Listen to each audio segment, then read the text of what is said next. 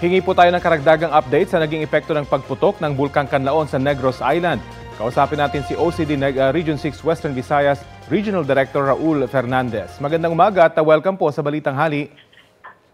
Magandang tanghali po, Sir Rafi. Ano po initial assessment sa sitwasyon dyan sa mga probinsyang direktang naapektuhan po ng pagputok ng bulkan? Magandang umaga, Sir Rafi. Opo, initial assessment lang po ninyo sa sitwasyon dyan ngayon sa mga naapektuhan ng pagputok ng Bulkang Canlaon?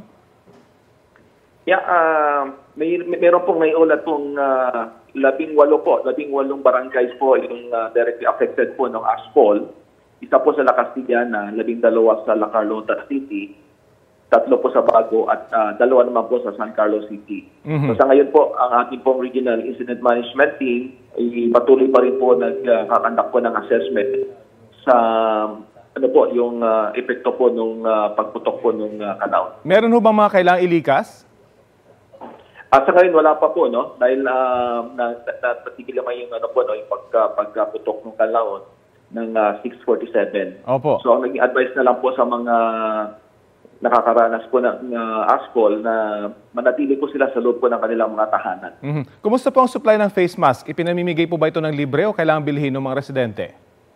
At libre po. Sapat po yung po natin, face mask po. In fact, mayroon pa rin tayo dito sa OCD. Nag-aantay lang po kami ng request po from LGUs. Sa ngayon po, ang po namin is may sapat pa naman pong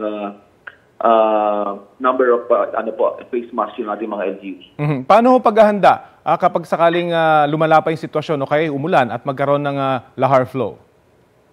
Na-identify na ho namin yung mga posible pong pagdaanan po ng ng lahar po. So, meron na ho tayong mga initial na coordination na in case pong umulan po, tumaas po yung na maging in case po ng ulan, magkakandak po tayo ng preemptive evacuation doon po sa mga pamayanan na nakatira po along the ng waterways. So meron na rin po tayong nakahanda pong mga sasakyan at meron na rin pagtatalhan po na may pre-arrange na rin po kami kung saan po pag-sample dadahin po yung mga maapektuhan pong mga pagiging. Okay, maraming salamat po sa oras na binahagi nyo sa Balitang Hali.